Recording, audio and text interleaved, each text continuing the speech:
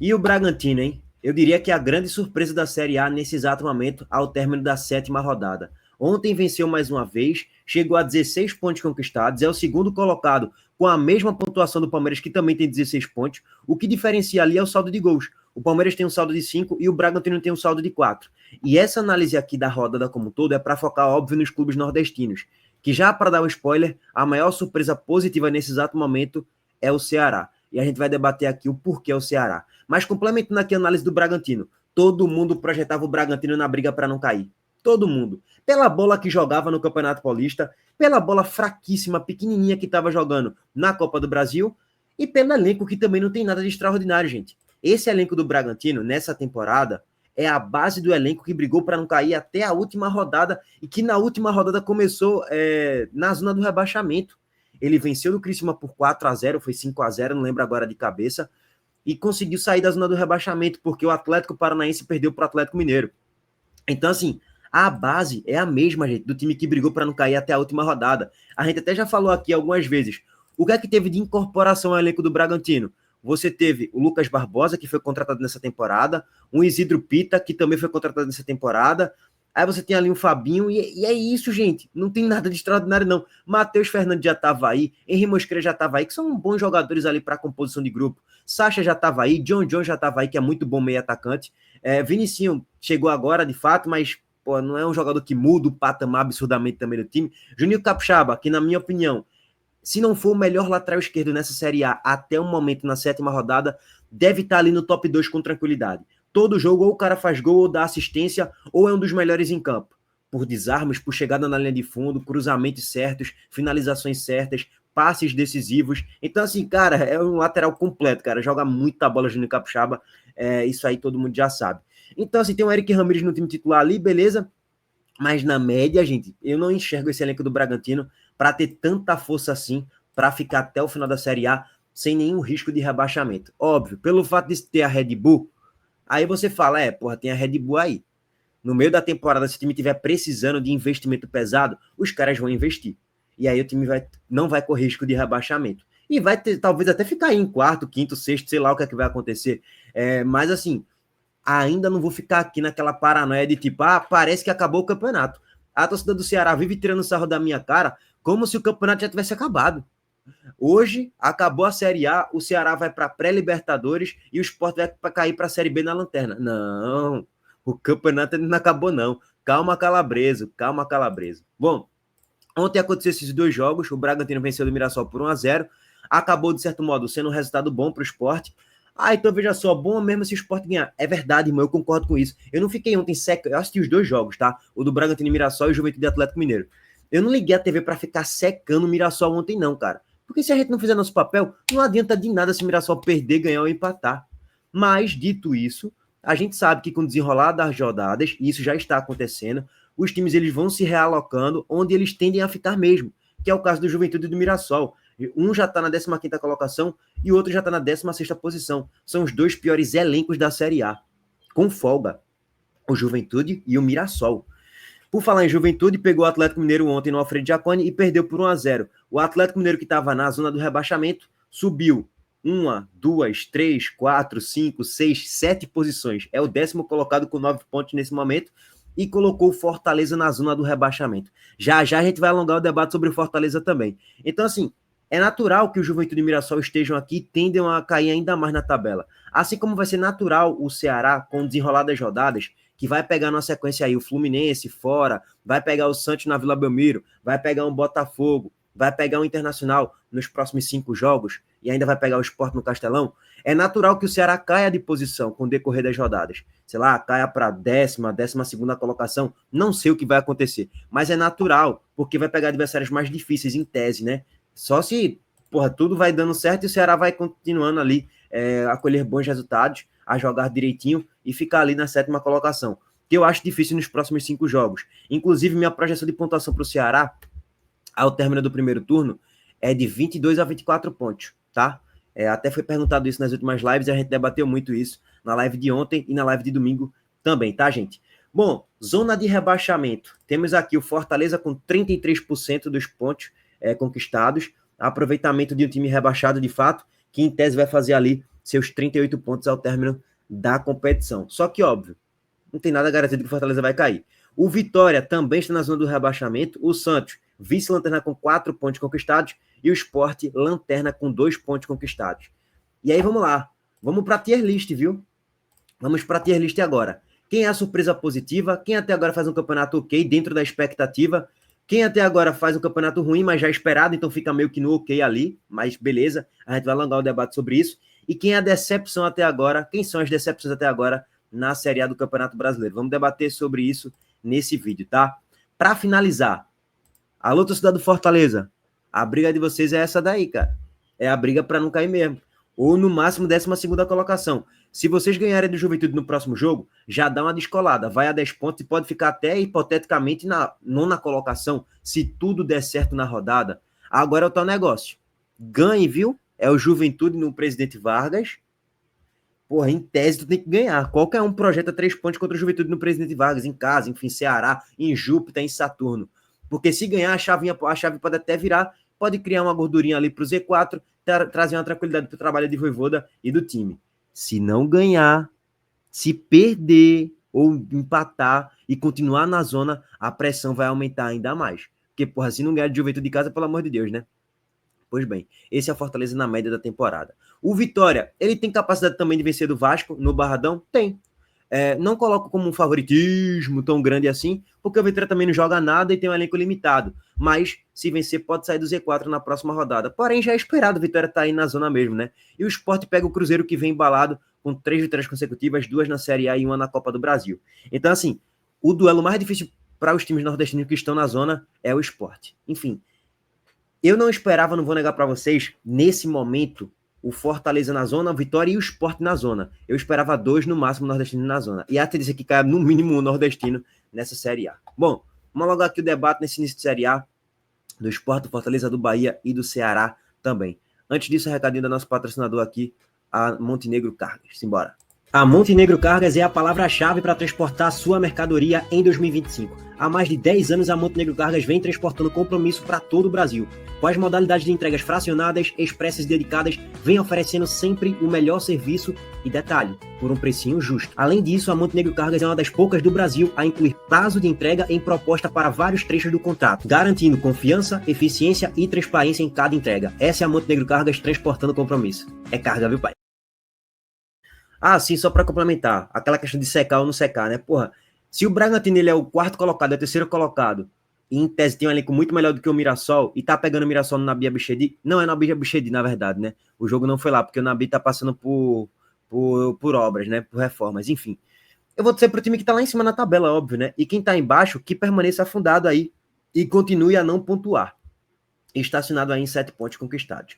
Bom, dito tudo isso, voltamos aqui agora para a tier list. Vamos começar, na verdade, a tier list. Cara, a surpresa, eu vou colocar aqui logo o Sport como uma decepção, tá? O Sport é a decepção, assim como o Santos. Diria que são as 2 maiores decepções na Série A até o momento. Gente, vamos lá. O elenco do Santos, assim como o elenco do Sport, não são tão ruins para estar tão mal na Série A. O Santos está afundado na vice-lanterna. Já está basicamente a 2 rodadas de diferença para o 16º, que a gente olha para o Mirassol hoje é o 16º com 7 pontos, a diferença para o Santos é de 3 pontos, beleza, mas olha o saldo de gols, o Santos tem um saldo de -3, o Mirassol tem um saldo de 1, então a diferença é de 4 gols de saldo, ou seja, o Santos tem que fazer 2-0 pelo menos, e o Mirassol tomar 2-0 pelo menos, para igualar o saldo de gols, tá? Só para deixar claro, para igualar o saldo de gols. Então assim, a situação do Santos não é boa, e para um time que tem Neymar no elenco, que tem o Roleiser, que tem o Tassiano, que tem o Tiquinho Soares, que tem o Soteldo, que tem Barreal, que tem o Zé Ivaldo, que tem o Gabriel Brazão. Gente, esse time não é para estar afundado na vice-lanterna. Só que o time tá jogando mal na maior parte do tempo e tá perdendo jogos, cara. Perde todo jogo, inclusive perdeu do Grêmio agora recentemente, num jogo que o Santos poderia até vencer, mas acabou perdendo para um Grêmio em crise também. Então, assim, o Santos diria que é uma das maiores decepções, assim como o Sport. Gente, o Sport investiu 60 milhões de reais no mercado, aproximadamente. Esse é o pior início da história na era dos pontos corridos. A sequência do Sport teve Bragantino em casa e Fortaleza em casa. Eram 2 jogos ali para fazer pelo menos 4 pontos. Beleza, poderia estar na zona? Poderia estar com 7 pontos? Poderia. Tá ali, ó, 17º, 16º. Era para essa ser a pontuação do Sport. Só que o Sport tá com 2 pontos, porra. 2 pontos, pô. Uma coisa é, tá na zona, entre aspas, já era um pouco projetado pela sequência difícil que o Sport teve. Beleza. Mas tá na zona, na lanterna, e afundado, e apanhando de quase todo mundo, e só não tá com um ponto aí, um pontinho a menos, porque o VAR, entre aspas, ajudou a gente contra o Fortaleza, mas nos prejudicou contra o Palmeiras. Então, contrabalanceando, tá correto 2 pontos aí. E apanhando o Fluminense na reta final do segundo tempo. Mais uma vez, eu enxergo ainda muita margem de crescimento para o Santos, pela razão óbvia, é o Santos, e não falo só pelo Santos instituição, não. Também, mas por ter um time bom, o time do Santos não é ruim, cara, para estar fundado na vice-lanterna, não. Assim como o Sport, eu ainda enxergo muito mais de crescimento, até porque se não crescer, vai cair para a Série B mesmo, né? E o Sport vai trocar de treinador, um novo treinador deve chegar de hoje para amanhã, então acredito que o Sport tende a evoluir. Mas o campeonato do Sport até agora é uma grande de uma decepção. Com Sérgio Oliveira, com Rivera, com Lucas Lima, que são 3 ótimos meio-campistas, Paciência nem consegue jogar, Pablo fez o primeiro gol dele agora depois de muito tempo. Aí Barleta, as bolas na trave, e a Atencio começou a jogar agora. O Sport precisa contratar um centroavante, um ponta, precisa trazer um lateral, um zagueiro. Precisa reformular bem o seu elenco, cara, se a gente parar para analisar no meio da temporada. Eu acho que o Sport tem que reformular até mais do que o Santos precisa, tá? No meio da temporada. Mas até agora o campeonato é decepcionante do Sport. Tem 5 pontos a menos pela tabela planejada. O Sport deveria ter de 7 a 8 pontos. O Sport tem 2. É um campeonato desastroso. O Vitória não é nenhuma decepção. O campeonato é muito ruim do Vitória, mas já era esperado pelo elenco que tem, pela bola que jogava. Detalhe que se a gente fosse se ater ali, se apegar à bola jogada do Sport antes de começar a Série A, não chega a ser uma grande decepção, não. Se a gente fosse apegar só o futebol apresentado antes de começar a Série A, não chega a ser nenhuma decepção. O time apanhava de todo mundo, já foi chacota pro Vitória, já foi chacota pro Operário de Várzea Grande, um time semi-amador, já foi chacota pro Náutico, time de Série C, já perdeu pro Santa Cruz, já foi chacota pro Santa, perdeu o Campeonato Pernambucano sendo humilhado contra o Retrô na Ilha do Retiro, aliás, ganhou o Campeonato Pernambucano sendo humilhado contra o Retrô na Ilha do Retiro. Então, assim, é uma porcaria. Porém, se a gente fosse apegar a bola jogada, não é nenhuma grande decepção, não. O Vitória, ruim, campeonato fraco do Vitória, dizendo do rebaixamento, porém já esperado. O Vitória joga mal durante toda a temporada, praticamente, se a gente for parar para analisar. O elenco é limitadíssimo, um time que depende de Janderson, de Carlinhos, de Léo Pereira, de Eric, já não precisa dizer muito mais coisa, né? Que na zaga tem Neres, porra, na lateral esquerda Jamerson, lateral de Série B.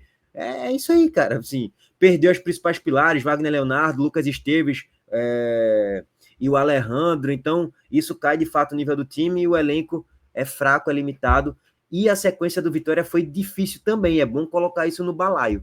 A sequência inicial do Vitória nos 7 primeiros jogos não foi uma sequência fácil. Poderia ter 2 pontinhos a mais? Até que poderia. Ou 1 pontinho a mais? Poderia, mas, porra, pegou o Atlético Mineiro fora, Juventude fora, Flamengo nessa sequência. Então não foram jogos fáceis. E tem mais por aí, né? O único jogo que venceu até agora foi contra o Fortaleza no Barradão, que tinha que vencer e venceu. Coisa que o Sport não conseguiu fazer. Então, assim, é um campeonato ruim, mas já esperado do Vitória, tá? Não vejo que é uma grande decepção esse início do Vitória, não. Bom, Bahia. O Bahia faz um campeonato bom, eu vou colocar aqui bom, para não ficar no ok, né? O Bahia faz um ótimo campeonato até o momento. Porém, dentro da expectativa, não é nenhuma grande surpresa. O Bahia é o 6º colocado nesse momento com 12 pontos conquistados. Tem um ótimo elenco, pratica um grande futebol, já poupou jogadores aí na competição, na própria Série A, e empatou contra o Santos na Vila. Então, assim, poderia até vencer o jogo, inclusive, mas poderia perder também. A moeda caiu para o empate, nem para um nem para outro. Então, assim, a campanha do Bahia já era dentro do esperado, dentro dos confrontos que teve, na média, a expectativa da pontuação do Bahia era mais ou menos essa, de 12 pontos. Por quê? Porque pegou adversários difíceis, outros fáceis, então, na média, ok. O Bahia pegou o Mirassol e empatou, mas quando pegou o Palmeiras fora, conseguiu recuperar os pontos. Tomou de 3-0 do Cruzeiro, mas, porra, conseguiu vencer do Botafogo.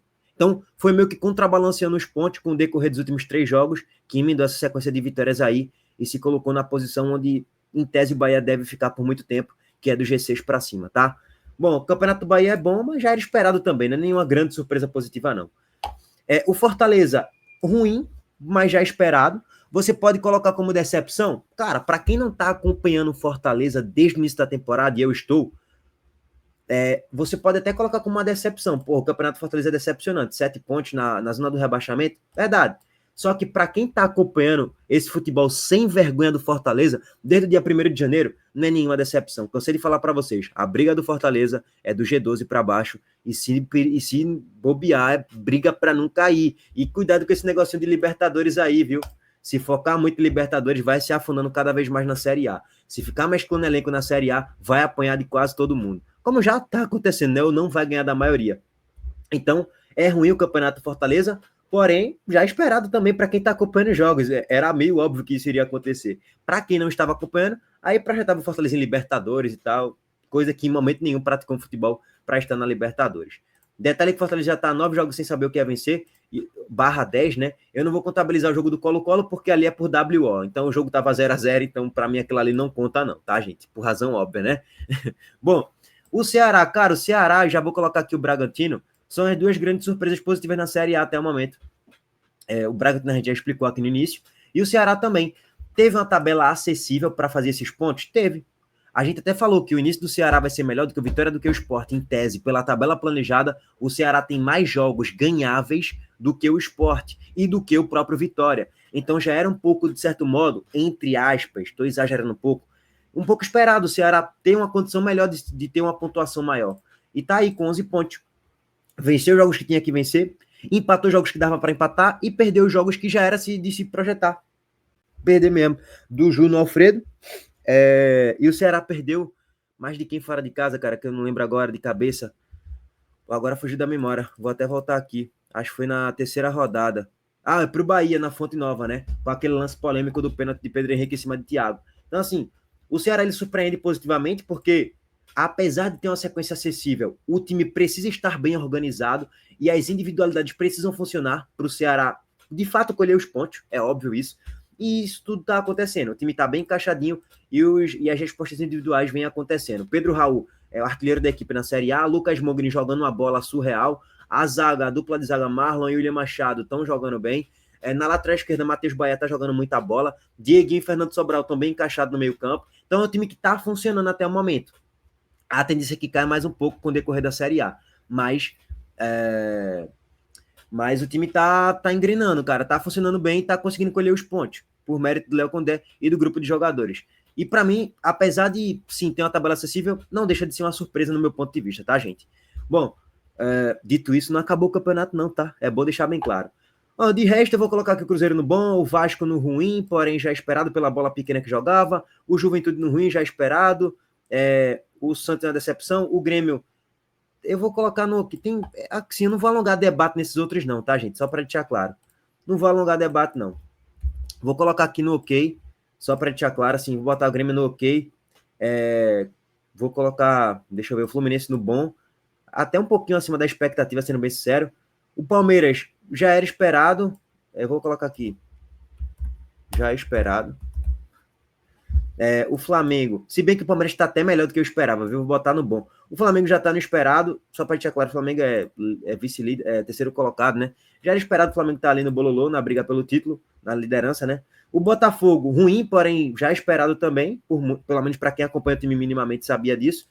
Enfim, vou botar o São Paulo, tanto faz o resto, tá, gente? Tipo, tanto faz como tanto fez. Vou colocar aqui o Corinthians no bom, o Inter tá abaixo, tá? E nem colocaria no ruim, já é esperado, mas tanto faz como tanto fez. O Inter tá um pouquinho abaixo da expectativa, vem piorando nos últimos jogos aí. Enfim, nem leve em consideração muito os outros times aí que eu acabei de fazer muito no modo aleatório e no modo dane-se, né? Então, nem leve muito em consideração não, tá? Bom, rapaziada, para finalizar aqui, Criciúma encaminhou o acerto com o técnico Eduardo Batista. Eduardo Batista que ficou especulado no Sport, que era um dos nomes ali na mesa, mas que não chegou a ter conversas para negociação nem nada do tipo. Ele acabou fechando com o Criciúma. E o profissional já é aguardado na cidade para quarta-feira, vulgo amanhã, assumir o Carvoeiro na disputa do Campeonato Brasileiro da Série B. Detalhe que o Criciúma ainda não anunciou no seu perfil oficial, por esses torcedores, a demissão de Zé Ricardo. A informação foi trazida pelo pessoal da Globo e tal, mas o perfil oficial do Criciúma ainda não cravou, ainda não concretizou, pelo menos, não confirmou a demissão de Zé Ricardo. Até o próprio perfil aqui, Carvoeiro TV, publicou que Eduardo Batista está fechado com o Criciúma. E aí reduz um pouco das possibilidades do esporte, né? Quem não queria Eduardo Batista tá dando graças a Deus e aleluia, pô, ainda bem que esse cara não vai vir para cá.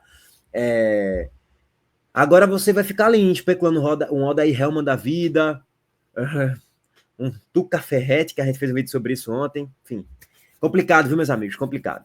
Bom, esse debate a gente alonga um pouco mais nos próximos vídeos. Deixa o like aqui no vídeo, se inscreva no canal e ativem o sininho de notificações também. Valeu, gente. Abraço.